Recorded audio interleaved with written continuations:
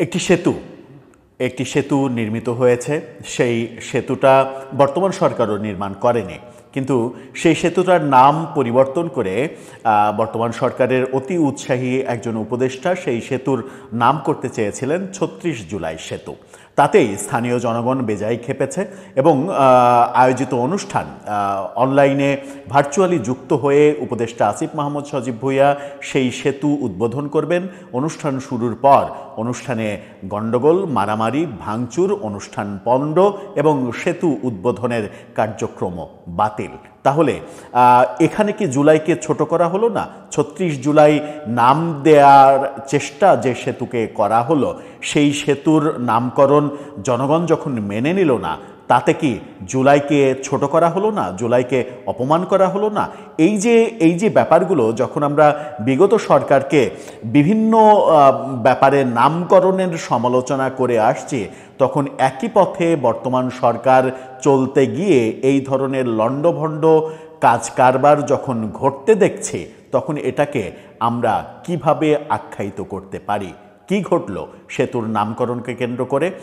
চলুন একটু ভেতরে ঢুকে বোঝার চেষ্টা করি কি হলো, কি হতে বাকি থাকলো। আর থাকবেন পলিটিক্স টিভির নিয়মিত আয়োজনে।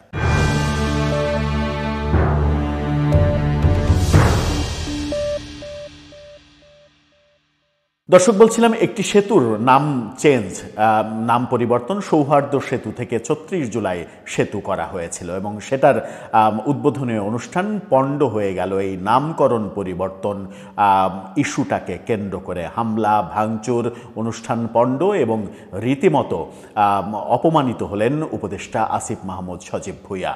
কাজটা কি জুলাইকে সম্মান জানানো হলো নাকি জুলাইকে বিতর্কিত করা হলো, সেই প্রশ্ন উঠেছে।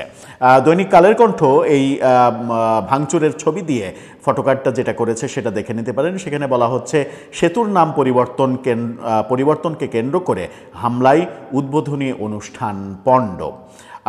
সেখানে বলা হচ্ছে সেটা হচ্ছে, একটু আমরা বরিশালে চলুন যাই দেখি। বরিশালের আড়িয়াল খাঁ নদীর উপরে নির্মিত সেতুর নামকরণকে কেন্দ্র করে উত্তেজনা চরমে উঠেছে। সেই উত্তেজনা শেষ পর্যন্ত হামলায় রূপ নেয় এবং পণ্ড হয়ে যায় উদ্বোধনী অনুষ্ঠান। গতকালকে সকাল 11টার দিকে মুলাদির কচির চর এলাকায় এই ঘটনা ঘটে। অন্তর্বর্তী সরকারের স্থানীয় সরকার উপদেষ্টা আসিফ মাহমুদ সজীব ভুঁইয়া ভার্চুয়ালি যুক্ত হয়ে সেতুটি উদ্বোধন করার কথা ছিল, কিন্তু সেটা পণ্ড হয়েছে। তবে তিনি অনলাইনে যুক্ত হওয়ার সময়ই ভাঙচুর এবং অনুষ্ঠানস্থলে ব্যাপক গণ্ডগোল শুরু হয়, প্যান্ডেল ভেঙে দেওয়া হয় এবং পুরো অনুষ্ঠান বাতিল হয়ে যায়।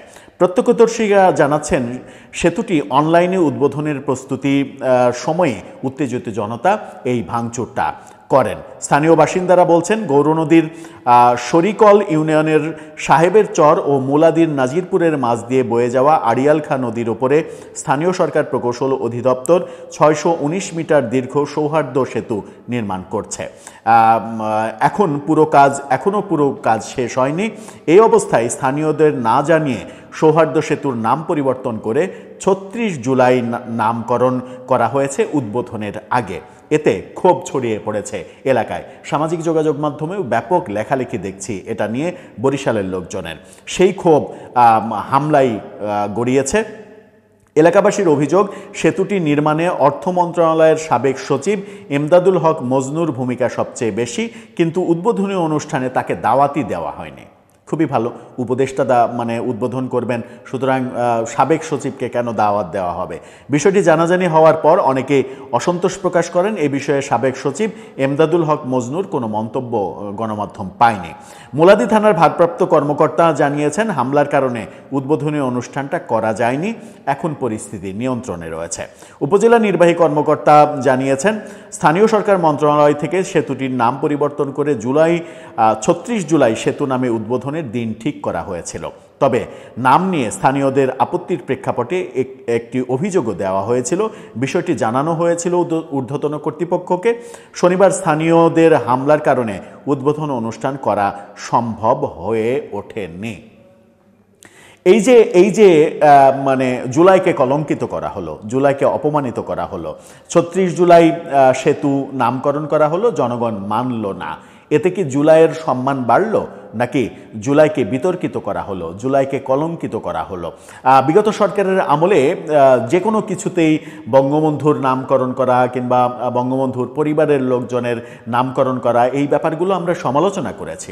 এই সমালোচনা সরকারও করেছে এবং এই সরকার এসে বিগত সরকারের শত শত এরকম প্রতিষ্ঠানের, প্রায় হাজারখানেক এরকম প্রতিষ্ঠানের নাম পরিবর্তন করে গেজেট প্রকাশ করেছে এবং সেই কাজ করতে তারা কিন্তু সময় নেয়নি, তড়িঘড়ি করে সেই কাজ করেছে। কোথায় কার নাম আছে? বঙ্গবন্ধু কিংবা শেখ হাসিনার 14 গোষ্ঠীর কারো নাম যদি থেকে থাকে তাহলে সেটা পরিবর্তন করার গেজেট সরকার প্রকাশ করেছে। এমনকি তাজউদ্দিন আহমেদের নামে কলেজের নামকরণও পরিবর্তন করা হয়েছে, আমরা দেখেছি গাজীপুরের কাপাসিয়ায়। সেই ঘটনা নিয়েও সমালোচনা হয়েছে যে তাজউদ্দিনকে পর্যন্ত ইতিহাস থেকে মুছে ফেলার ব্যাপারটা হয়েছে। বঙ্গবন্ধুর ব্যাপার তো বলে লাভ নেই, কারণ বঙ্গবন্ধুকে শেখ হাসিনার সঙ্গে মিলিয়ে মিশিয়ে একাকার করা হয়েছে। সেই ব্যাপারে আলোচনা করে আর সময় নষ্ট করার কিছু নেই। কিন্তু এই সময়ও, বিগত সময়ের কর্মকাণ্ডকে যখন আমরা সমালোচনা করছি, তখন এই সময়েও আপনি সব কিছুতে যদি জুলাই ঢোকাতে চান, সব কিছুকে যদি আপনি 36 জুলাই বানাতে চান, তাহলে আপনি আওয়ামী লীগের আমলের থেকে আপনি পার্থক্য তৈরি করলেন কোথায়? নতুন রাজনৈতিক বন্দোবস্ত আপনি কোথায় দিলেন? সংস্কার কোথায় দিলেন? সংস্কার বলে যে এত মুখে ফেনা তোলা হচ্ছে, সংস্কার কি আদৌ সরকারের মস্তিষ্কে হয়েছে?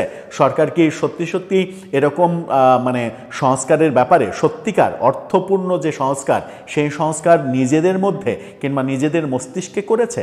যদি করেই থাকতো তাহলে গতকালকে বরিশালে যে ঘটনা ঘটেছে এবং সেই ঘটনার মাধ্যমে জুলাইকে যেভাবে ছোট করা হলো, সেই ছোট হওয়ার ঘটনাটা তো ঘটতো না। এই ঘটনার জন্য দায়ী কে? এই যে জুলাইকে ছোট করা হলো, জুলাইকে কলঙ্কিত করা হলো, এর দায় কি উপদেষ্টা আসিফ মাহমুদ সজীব ভুঁইয়া নেবেন?